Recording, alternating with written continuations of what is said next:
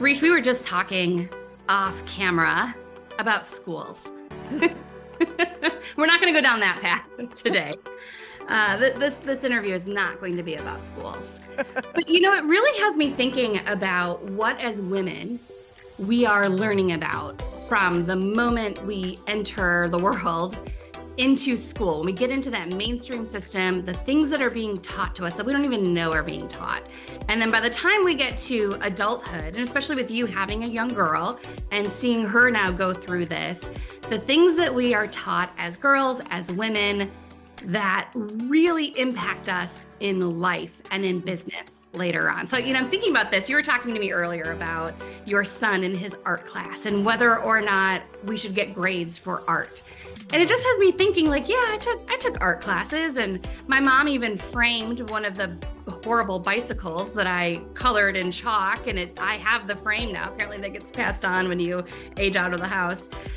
And, so this artwork is special to parents and, it shows creativity, and I'm sure it teaches us so much. Mm-hmm. But I'm not sure how that is more important in middle school and high school than a business class or even a relationship class, how to make friends, how to treat people, how to the actual things that we're going to need in life that we often call soft skills, right, but are the skills that we need to participate in life and in a community, especially, thinking about women and our roles in society and what we're taught and how we're taught, specifically what we're taught, because clearly what we're taught has changed so much from when our moms were in school to us, to our kids today. I just finished watching the movie Imitation Game with Benedict Cumberbatch and Keira Knightley.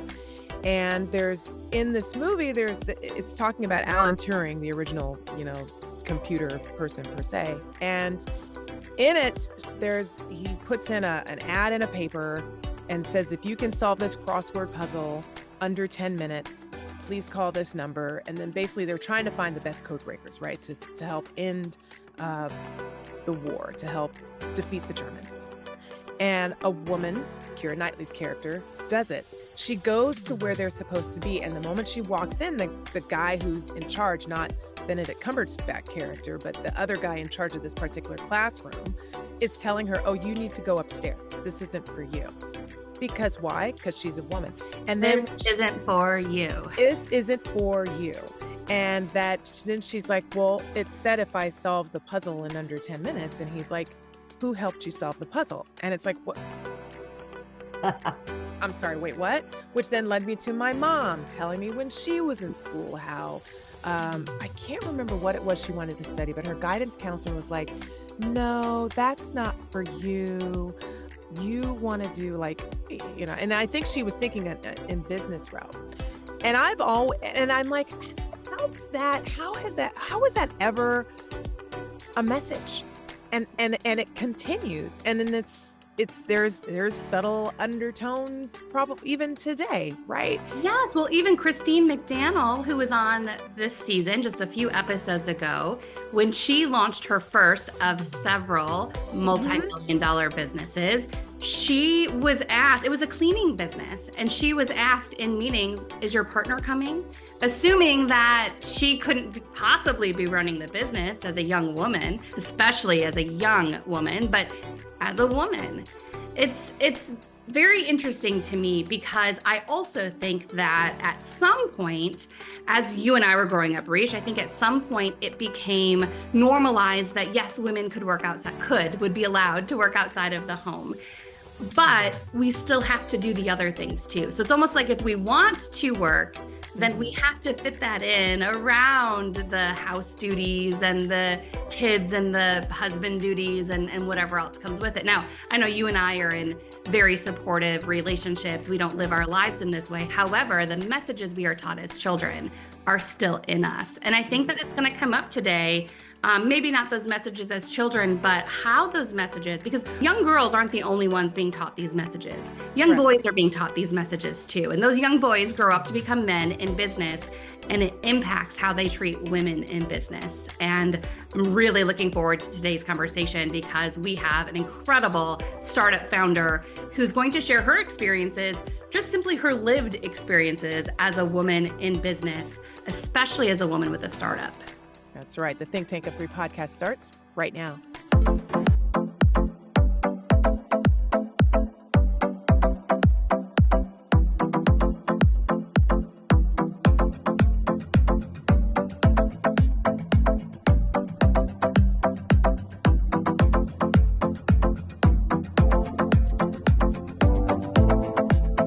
Welcome to the Think Tank of Three podcast. I am Reischea Candidate Capasuris alongside my fantastic co-host, Julie Holton. And our third today is a startup founder who is working right now to change the world of business travel. Anyone who travels for business or just travels in general knows this is a much needed innovation.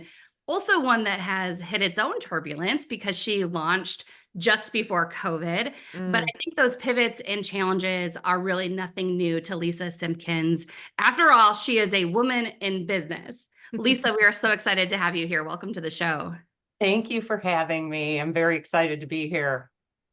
Lisa, you have spent decades working in travel well before launching your startup in travel technology.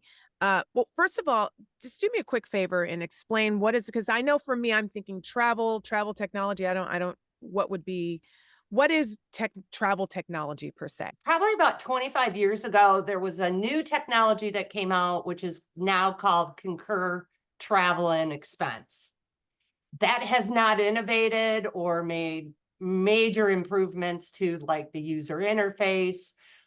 It really came onto the market so that business travelers could do a self-service option within a corporation. Okay. And really it just, there have been all kinds of new travel technologies, online booking tools, data repositories, all kinds of things over the last 20 years, but it still is built on old artifact data. And so the industry hasn't innovative. So before the pandemic, I had been working for a global travel company. I was working with Netflix on a enormous global travel program with them. Got everything ready and went back to the team at the company. We were redlining contract agreements, and leadership said, stop, we can't fulfill this because of the technology. We don't have the right technology in all corners of the world to implement this. And so I lost a like $60 million deal. And I was like, I am done. I can't do this anymore. So that's what I started out to do, is to build a platform that allows travelers that want to book directly with the airlines and integrate that into something similar to a booking platform. Okay. And of course, this is something, well, let's face it, most industries in general are dominated by men, particularly when you're talking about fields such as tech, venture capitalism, things of that nature. So in knowing that, in recognizing, and probably in the fact that you were dealing with pretty much all men, how did that affect your journey? How did that affect what you were doing, how you were doing it? Well, to be truthfully honest, at the time that I started this, I was living in Utah. So trying to connect and network and work with other tech leaders in the startup world. If you were a female and not part of the church, you got like no exposure. Nobody wanted to talk to you. They didn't take you seriously. I did over probably 300 pitches to investors within the network, within the Utah market, and quickly realized that, okay, this isn't going to work for me. If I really want to push this forward and get investors and make this dream come true, then I'm going to have to relocate back to Michigan, where it's a more diverse community. Wow. It's like I just have to pause because like, hearing that, I think of all of the women in Utah, all of the girls in Utah, and not getting calls back, not getting calls taken, not getting. And I think at one point, Lisa, you had said to me as it was a startling statistic about how little venture capital was Yes. deployed to women in Utah. I mean, like virtually Yes. none over None. the course of time of you being there. And and we see this reflected throughout the startup world. We see this in funding disparities. We see this in leadership roles, even representation. How many rooms do we sit in, Lisa, where we are the only women in the room, especially the higher up you go? And I have a lot of feelings on that I'm sure we'll get into. But, tell us more. Like, how is this? You literally left Utah. How has this impacted you personally? Because it takes a lot to get up and move. Yeah. So, it's funny, on the intro, you were talking about the girl walked into a meeting or an The event, room. and yeah, and that they asked where her partner was, right? I literally lived that day in and day out in Utah when I was doing global sales, and every company that I went into to have a meeting in the Utah market asked me where my boss was. And some wouldn't even take a meeting without my male boss. Wow. Can we just for just a moment, can we pontificate on this for just a moment? It is hard to fathom that actually still goes on, and it does. I don't understand why. What is it about the view of a woman, of a female, that makes people think, well, there's no possible way that you can be a thinker, Right? Exactly. or smart, or a savvy, deal maker, or a deal maker? negotiate. Where I really don't understand where this comes from. I mean, even if we want to throw it all the way back to caveman time, hunter gatherer, what have you, even if you want to say that, even if you want to play in the role of women traditionally at home and men go out and bring home the bacon, let's play with that for a little bit. Okay, but even if you're saying that she's at home taking care of the home, then she's making decisions. Right. Things just happen in the home. There was a reason why when you came home, the dinner was made, the house was together, the bills were paid. Yep. Because you had her doing that, or she took on those roles, which means things were getting done. Decisions were being made. Reish, I have to interrupt because I've actually been reading recently that idea of the hunter-gatherer is actually not even entirely historically accurate. In many tribes, women actually went out and did the things, and men stayed with children, and the older women, maybe the elders of the community, might have been staying back as elders would.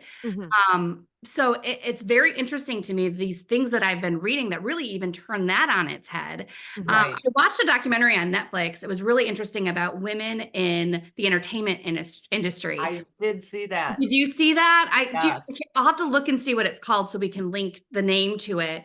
But it was fascinating because in show business, in Hollywood, women actually started the industry. Women ran the cameras. They did the technical work. It wasn't until some of those innovations happened that men stepped in and took over and essentially pushed women out of those roles. Women were the ones who started it. Women came up. I mean, it's fascinating to me how much history gets twisted. I mean, even as someone who, an Emmy Award-winning producer, I didn't know that women started the industry, that women ran the cameras. And so it's just fascinating to me that we even have this discussion about why women aren't being allowed in, when in many Right. cases, women created the space in the first place. And Yep. not taken seriously. I don't understand the thinking, especially when we have proven time and time and time again.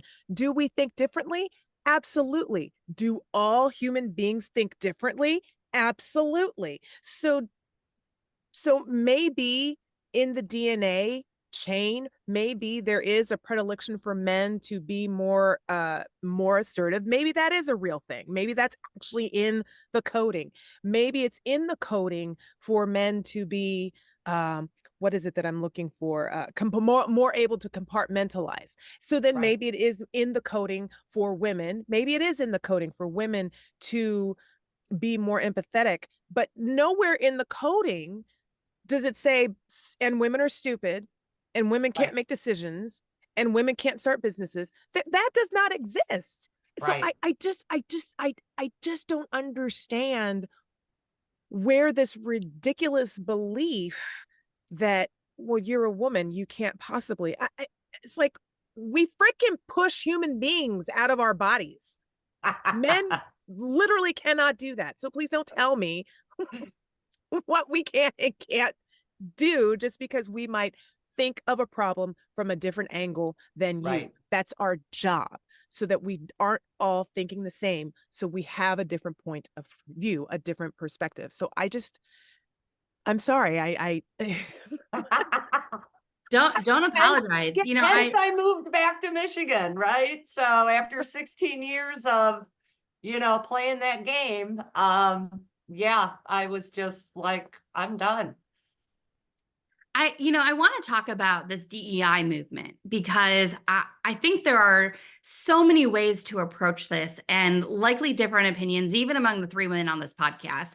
There's this growing movement. I will call it a growing movement because I know there are movements to squash it and whatever. But I think there's a growing movement to support DEI, especially when it comes to women in startups. And we've got a long way to go. As whether we're talking about the startup founders, funders, the investors, anyone in decision-making roles. Lisa, what are your thoughts on how to approach supporting women in startups? Me growing up, I grew up kind of a little different. My mother was an ERA bra burner. Nothing stopped her. She she was a social worker for a politician here in Michigan that turned out to be the governor years later. So I was always raised that everyone is the same, right? Even in elementary school, I was part of a reverse segregation type of pilot that they had where in elementary school, was bused to an African American school. And so that's how I was raised. And, I really never felt any different until I saw that other side of discrimination. I saw that other side of not being treated equally. And that was when I was out in Utah. And so it makes me very frustrated that people can't see the world and everybody for being an equal. And so in the startup world, it's even more frustrating because, yeah, women think totally different than men. No matter what, women keep going, right? It's just in our DNA, right? Something goes wrong and you're like, oh, well, boom, lesson learned, move on, and that's the way I approach things.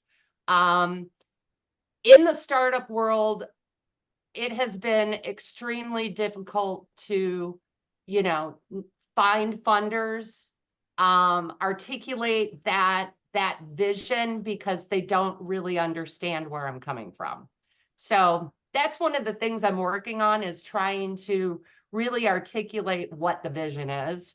And of course, the vision for me has changed multiple times since COVID.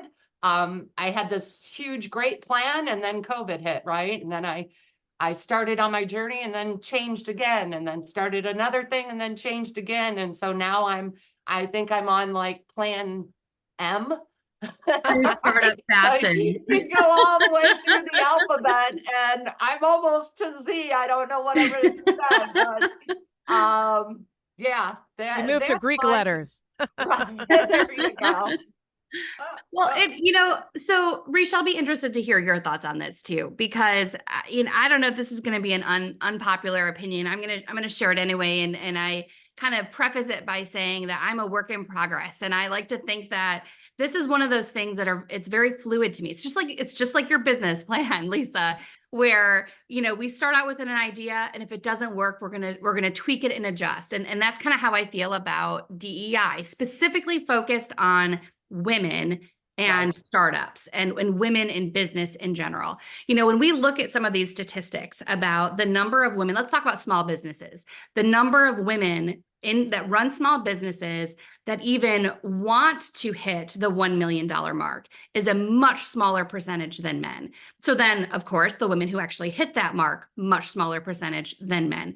We can debate all the reasons why, the goals, the aspirations. I think there is some truth to maybe the men who are pursuing it want it versus the women maybe don't. I think there's some truth there. Where that comes from, whole nother topic for a podcast. But when I look at these numbers, I think about what does it take to get a woman there if that's where she wants to go, and then backtracking from there, going to the root of it. So for instance, you grew up in a very supportive environment that was looking at race, looking at, you were taught as a child that people are equal, that their ideas from everyone matter. And so how do we instill that in all of our children? How do we get, the people who are now the adult men asking if your partners or your boss is going to join you? How do we backtrack and make sure that men don't end up in that place? That's where I look at it. Right. I think oftentimes I see right now solutions being thrown out that involve, well, let's just throw money at it. Let's say, and I don't think that fixes anything. I don't think it fixes the problem to say, oh, well, we need more female owned startups to succeed, so let's just throw money at them. Well, then we end up with stats that show that money is being given because you're a female, not you specifically, but in general. I don't want to receive funding because I'm a woman. I want to receive, I want an equal place at the table. And then if my idea wins, I want the funding. So I think sometimes when we have funds that are set up specifically for women, specifically for minorities, specifically for a targeted group of people, I just want to say, not that we shouldn't do it. I just want to say, let's pause. Let's make sure that we're funding the ideas that are going to work. And if not, what supports are we putting in place to make sure that this money is actually going to achieve our goal? Exactly. Yeah, it shouldn't just be a box that you check, right? It should be something that is definitely sought out, researched, make sure that that you're set up for success. I think it reaches back to the comment that Lyndon B. Johnson made after the Civil Rights Acts were passed, talking about you you can't just say, okay, it's better. I'm completely bastardizing what he said, but basically he was talking about the fact that you can't just put the person at the starting line and then say, okay, go, when they had nothing behind them, no supports behind them in the first place. You are asking them to fail. And he's like, and that's not right, because their situation isn't their fault either. We put them there. We made certain that they didn't have any support. And then we said, okay, get at the starting line. And when you fail, then we turn around and say, see, they can't hack it. And that's not right either. Absolutely. I think it's a combination of the easy fix for everyone, let's face it, is to throw money at it, to just say, well, let's set aside these scholarships, let's set aside this funding, let's set aside these monies that are specific to. And I do think that those are necessary, because you're not getting that from anywhere else. But I think to your point, Jules, is you got to reteach. You Mhm. got to start the whole system over from the beginning. You have to go back into the classrooms from the beginning and reteach, so that when these kids are coming out of school and going into college and going into the business world, that they're not still thinking the same way, which then makes these programs obsolete because they're not needed anymore. They're Right. needed right now because the thinking still exists. Yes. And there's really no other way to make sure the Lisa Simpkins of the world, or the Reischea Capacurses of the world, or the Julie Holtons of the world get what they should be getting, if they're constantly coming up against the same, well, where's the he in your argument next to you for your business plan? Right. And how do you get rid of that? That can only be done by, heck, at home, in the classroom. And so when you have people literally pushing against DEI like it's a dirty word to say diversity, equity, and inclusion, which blows my mind that people think the words diversity, equity, and inclusion are woke and ridiculous. I'm like, it's what we are. You're Right. supposed to want your company to look like the community to which you live. You want your success to represent where we are. And I'm sorry, white America, it's not it. It's not, you are No. not the only people here. White men are not the only people existing in this planet, in this world, in this country, in this state. And so to act as if that's all that matters, and that's so while you're right, Julie, I don't want to necessarily be getting funding just because I tick the box black female, Right. until we completely change the thought process way back in the classrooms and at home. Home. That's just gonna have that, we it's needed. It's Yeah. right now, it's just still needed. Yeah. Which is frustrating that it's still needed. Very, very. And I think the key place that it needs to be taught and embraced is at home. Right. Which That's is where it all stems. My daughter is a school teacher, and she has kids from all different backgrounds. And if I had not brought her up understanding that it is so important to treat everyone the same, give them the same opportunities, and allow them to thrive or not to thrive, mhm, right? But be there to support them. I mean, she's an amazing teacher because of that. right. Um, and so, I think it begins at home. I really It's do. it's that recognizing, I had to have my mom is still living, have that parental guidance of treat people with respect, treat people as you wish to be treated. Exactly. And this was coming from two people who were raised in the South, who were Right. born in the 40s. So they have every reason to have an attitude and a chip on their shoulder. Right. Neither one of them did. And still in the 80s and 90s and their places of profession, where again, that chip could have just sat there and grown, because both of them continue to experience the ridiculousness Hmm. of racism and sexism, but Right.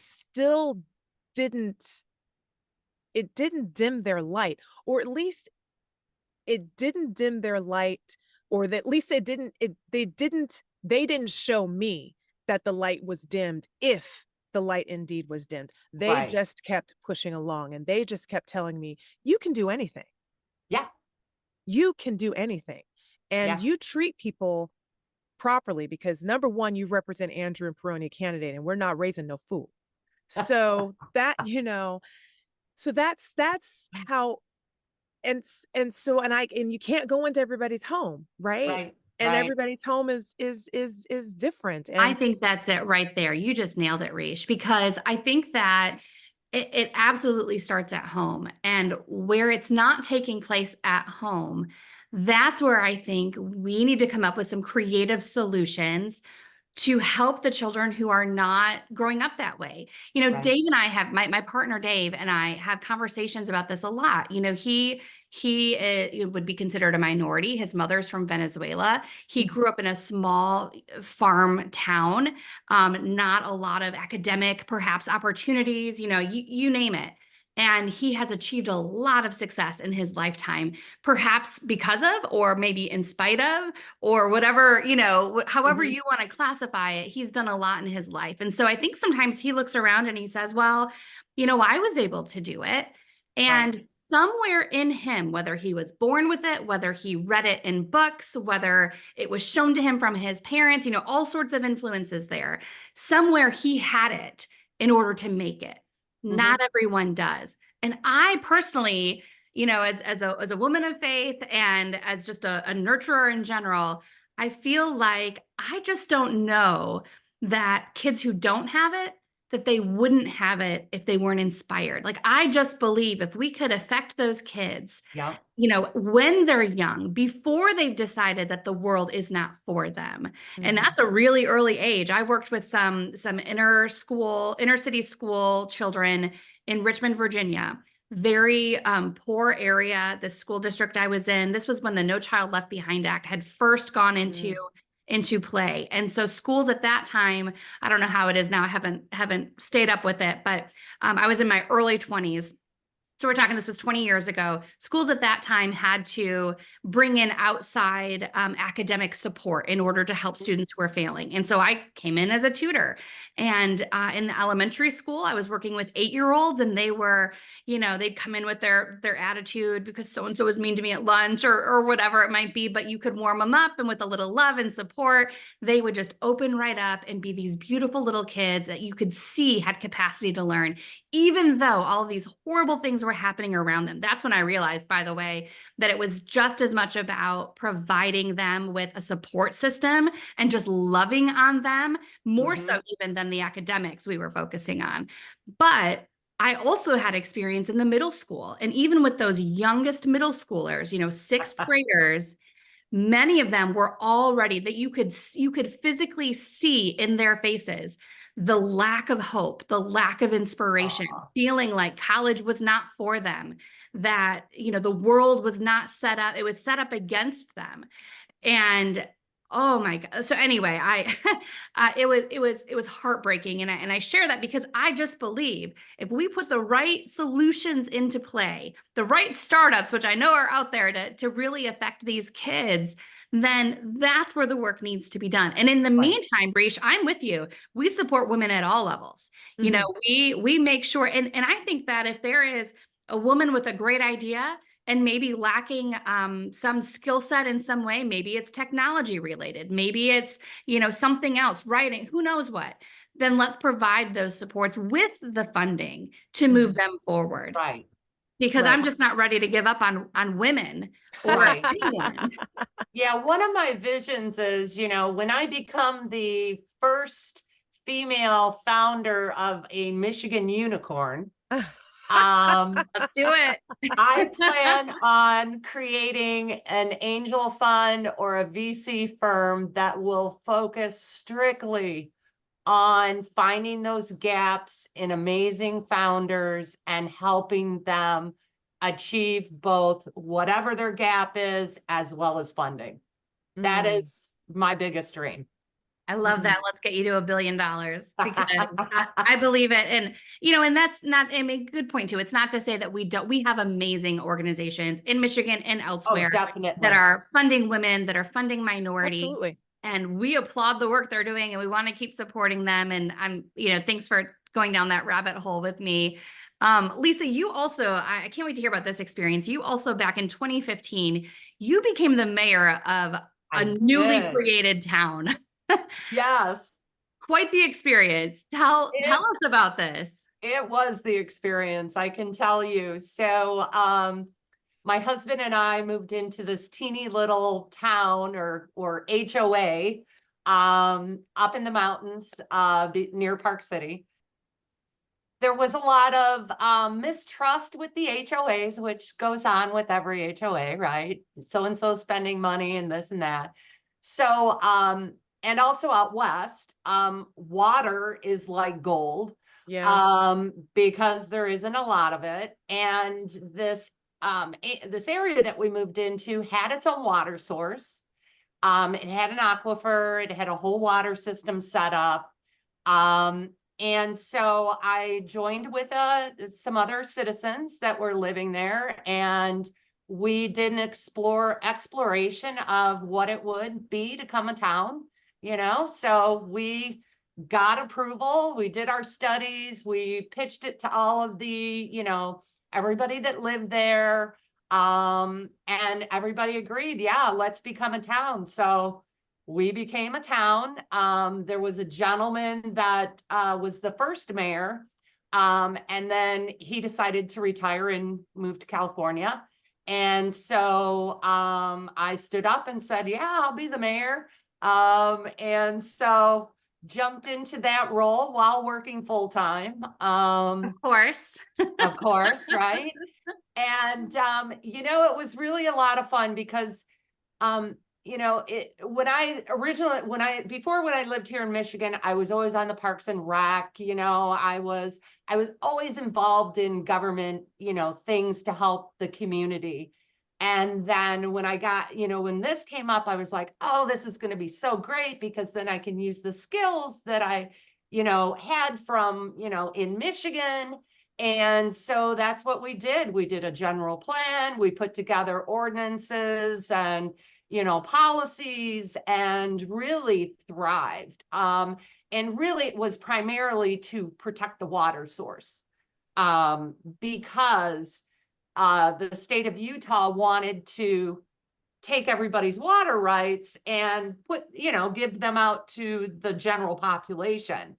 And so by us doing that, it became a utility and the state could not take it.